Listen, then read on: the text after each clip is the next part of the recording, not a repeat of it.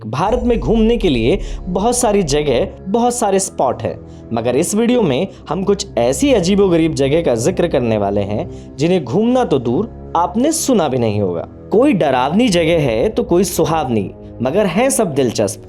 तो चलिए शुरू करते हैं आज का वीडियो, जिसमें आपको बताएंगे हमारे देश में ऐसी कौन सी 5 जगह हैं जो अपने आप में अनूठी हैं। नंबर 1, पानी में डूबने वाला चर्च शेट्टीहाली। बेंगलोर एयरपोर्ट से 80 किलोमीटर दूर एक अजीबोगरीब चर्च है जिसके बारे में सुनकर आपको यकीन नहीं होगा। बताया जाता है यहाँ एक ऐसा चर्च है जो सिर्फ गर्मियों में दिखता है और सर्दियों में पानी में डूब जाता है। इस चर्च का निर्माण 1860 में हुआ था। उस दौर में सारी कम्युनिटी एक्टिविटी यहीं हुआ करती थी। इतना ही नहीं, इस चर्च का इस्तेमाल अस्पताल और अनाथालय के रूप में भी किया जाता था।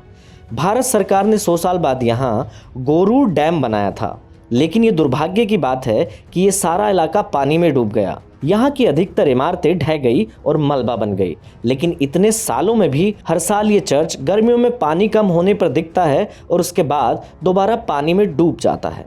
नंबर 2, जतिंगा, जहाँ परिंदे खुद करते हैं आत्महत्या।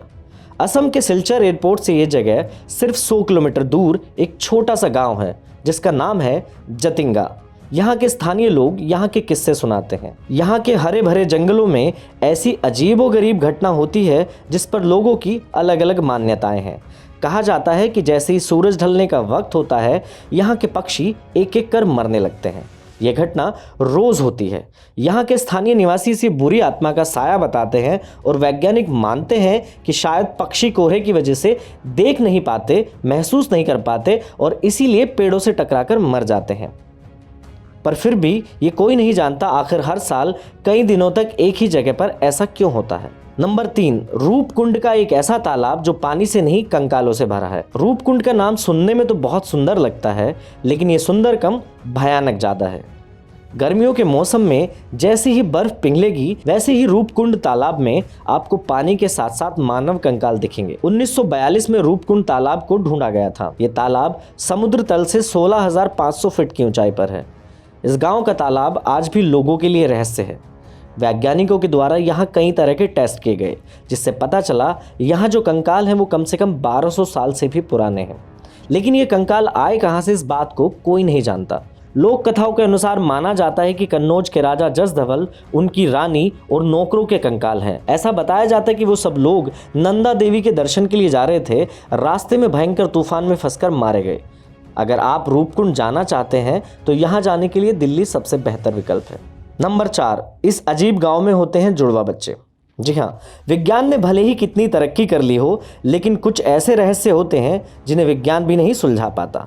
केरल के मल्लापुरम जिले में एक ऐसा गांव है जहाँ एक नहीं, 2 नहीं, बल्कि पूरे 200 से ज़्यादा जुड़वा बच्चे हैं। यकीन नहीं हुआ ना? लेकिन यहाँ हर दूसरे घर में जुड़वा बच्चे हैं। जुड़वा ही नहीं, कुछ घरों में तो 3 बच्चे भी हैं जो एक साथ पैदा हुए हैं। कोदिनी गांव को सरकार भी जुड़वाओं का गांव कहती है। इस गांव में इसके अलावा एक दिलचस्प बात और है। इस गांव की महिलाएं जिस गांव में भी शादी करके जाती हैं, वहां भी जुड़वा बच्चे ही पैदा करती हैं। इसे कुदरत का करिश्मा कहें या कुछ और, कई वैज्ञानिकों की रिसर्च के बाद भी इसकी वजह का पता नहीं चल पाया है। स्थानीय लोग इसे भगवान का आशीर्वाद मानते हैं, तो डॉक्टर इसकी वजह यहाँ के पानी को बताते हैं। खैर, अगर आपको इस गांव में घूमने जाना है तो कालीकट एयरपोर्ट से कैब बुक करके कोदिनी ही पहुँचा जा सकता है। एयरपोर्ट से गाँव की दूरी महज 40 किलोमीटर दूर है। नंबर 5, एक श्राप जिसकी वजह से गांव में कोई नहीं रहता। राजस्थान अपने पर्यटन के लिए बहुत मशहूर है, लेकिन यहाँ एक ऐसा गांव भी है जहाँ घर होने के बावजूद भी कोई नहीं रहता। इसी वजह से ये घर खंडहर हो गए हैं। जैसलमेर से 18 किलोमीटर दूर एक गांव है जिसका नाम है कुलधरा। राजस्थान का ये गांव काफ़ी चर्चित है, लेकिन यहाँ आपको इंसान या इंसान की जात देखने को नहीं मिलेगी। ऐसा कहा जाता है लगभग 200 साल पहले इस गांव में कुछ ब्राह्मण परिवार रहा करते थे। जैसलमेर का दीवान सलीम सिंह इनको मारता पीटता था और अपनी मर्जी का कर वसूल करता था।